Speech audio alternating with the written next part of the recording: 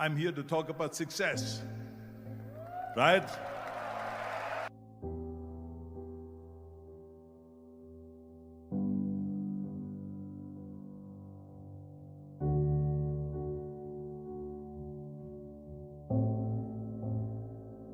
The first rule of success is to have a vision. You see, if you don't have a vision of where you go, and if you don't have a goal where you go, you drift around and you never end up anywhere. It's like you can have the best ship in the world, you can have the best airplane in the world. If the pilot or the captain doesn't know where to go, it would just drift around. It would not end up anywhere, or most likely in the wrong place. So I was very fortunate that I stumbled onto my vision. I mean, as you know, I was born in 1947 in Austria after the Second World War. And I didn't really like Austria when I grew up.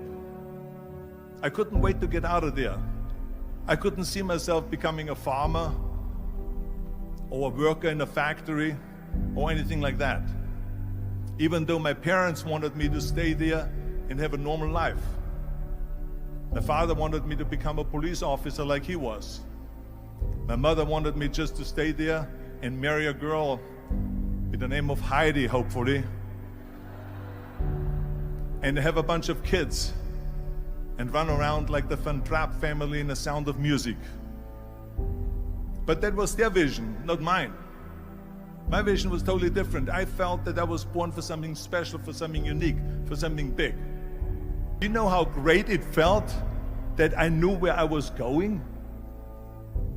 Imagine the majority of people don't know where they're going. When you have a goal, when you have a vision, everything becomes easy.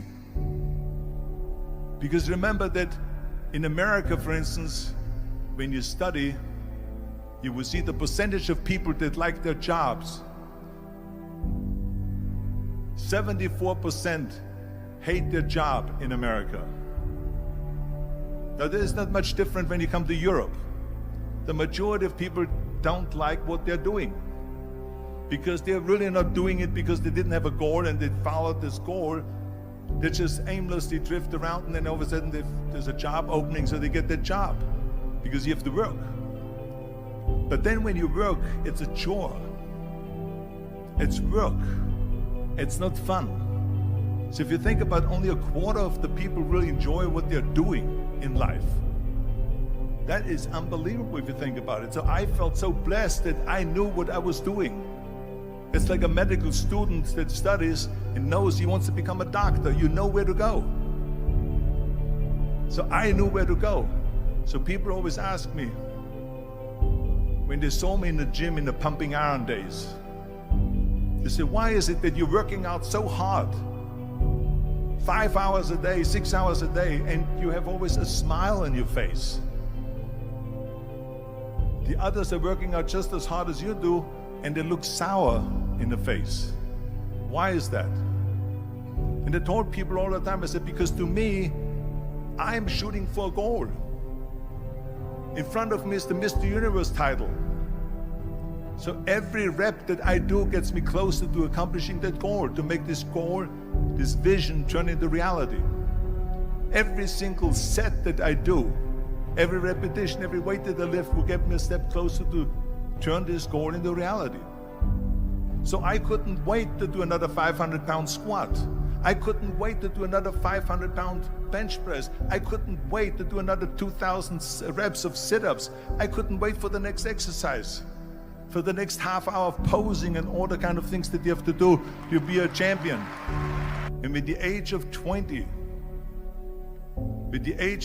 I went to London and I won the Mr. Universe contest as the youngest Mr. Universe ever. And it was because I had a goal. So let me tell you something, visualizing your goal and going after it makes it fun. You got to have a purpose no matter what you do in life. You got to have a purpose. So that's rule number one, have a vision. Rule number two is, don't listen to the naysayers. Don't listen to the naysayers.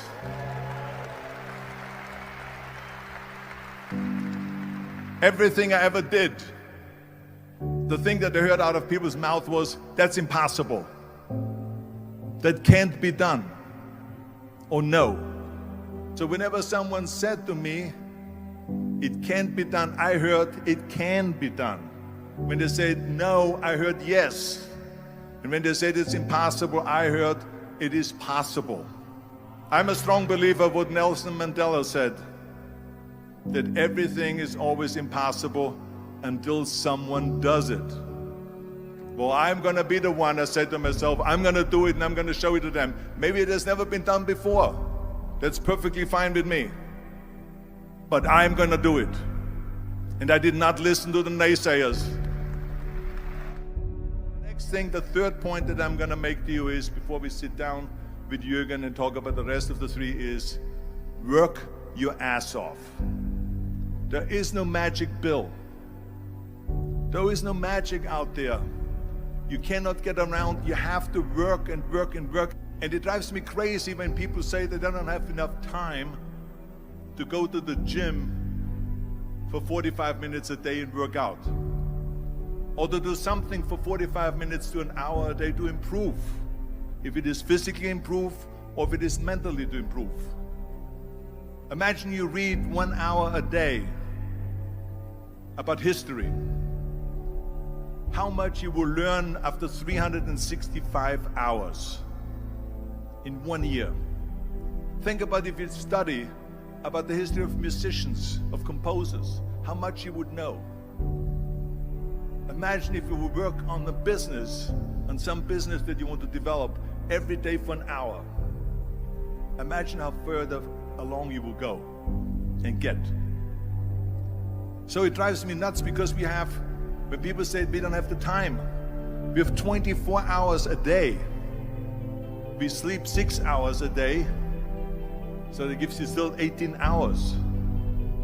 So there's someone shaking their head out here in front. They say probably, I don't sleep 6 hours, I sleep 8 hours, right? Or just sleep faster.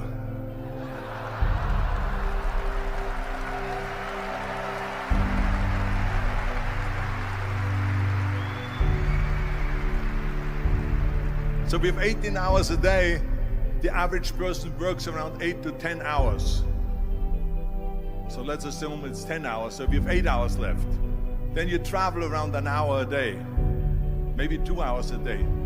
So now you have still 6 hours left. So what do you do with these 6 hours? What do you do with these 6 hours? Then we eat a little bit, then we schmooze a little bit, talk a little bit to people and all that stuff. But you can see how much time there is available if you organize your day.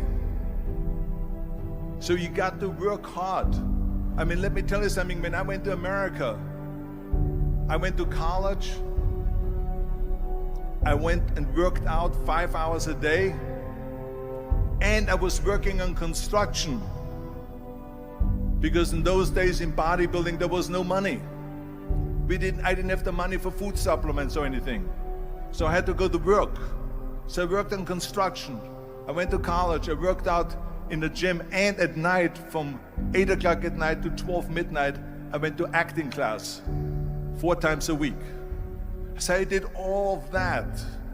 There was not one single minute that I wasted.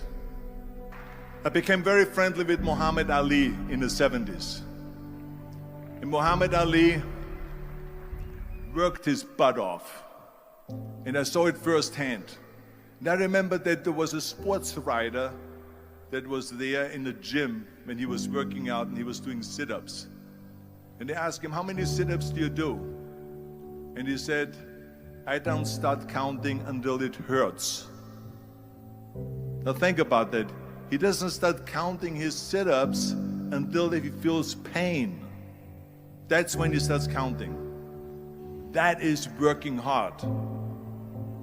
And so you can't get around the hard work. It doesn't matter who it is. As a matter of fact, I believe what Ted Turner said, work like hell and advertise.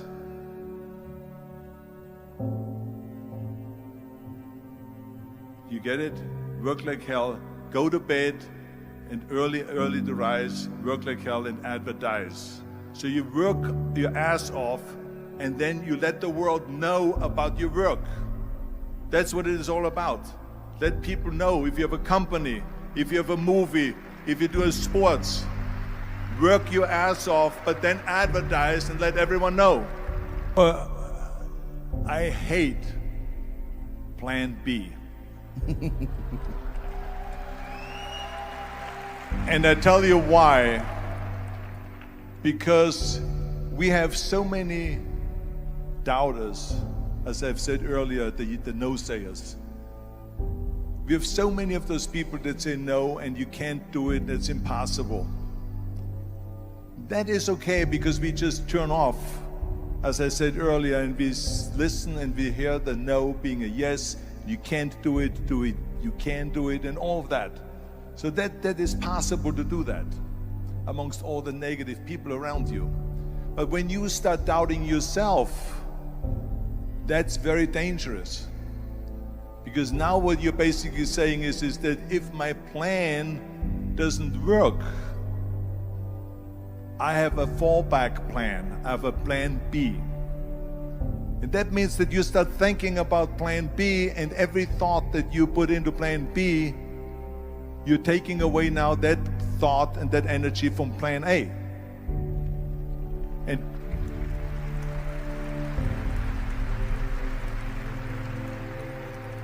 And it's very important to understand that we function better if there is no safety net, because plan B becomes a safety net. It says that if I fail, then I fall and I get picked up and I have something else there that will protect me. And that's not good, because people perform better when there's no safety net. People perform better in sports and everything else if you don't have a plan B. To me, it is very dangerous to have a plan B, because you're cutting yourself off from the chance of really succeeding. And the reason, one of the main reasons why people want to have a plan B is because they are worried about failing. What is if I fail, then I don't have anything else? Well, let me tell you something. Don't be afraid of failing, because there's nothing wrong with failing. You have to fail in order to climb that ladder. There's no one that doesn't fail. We all fail. It's okay.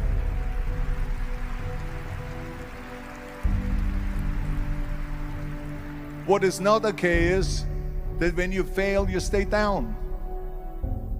Whoever stays down is a loser. And winners will fail and get up, fail and get up, fail and get up. You always get up. That is a winner. That is a winner. Hey, we all lose. We all have losses. This is okay. And this is why I say don't be worried about losing, because when you're afraid of losing, then you get frozen. You get stiff. You're not relaxed. You got to be, in order to perform well in anything, if it's in boxing or if it is on your job or with your thinking, is only happening when you relax. So relax. It's okay to fail. Let's just go all out and give it everything that you got. That's what it is all about. So don't be afraid to fail. This is one of my 6 rules to success. You can only feel complete as a person if you think about what can you do for your fellow member around you that maybe needs help. I felt like that. Everyone has a different motivation why you get into that. I was an immigrant going to America, and I saw how America was the most generous country in the world. I mean, they opened up their arms to me, they helped me, they invited me for Thanksgiving dinner. The people, they brought me, the bodybuilders in the gym brought me plates to my apartment because I had no plates, I had no silverware, I had no bedware, I had no pillows, I had no blanket, I had no TV, I had no radio, I had nothing. They brought it to my apartment. They helped me. And I saw that firsthand, this generosity in America. And I said to myself, as an immigrant that is being embraced with open arms, that I need to go and make sure that I give something back.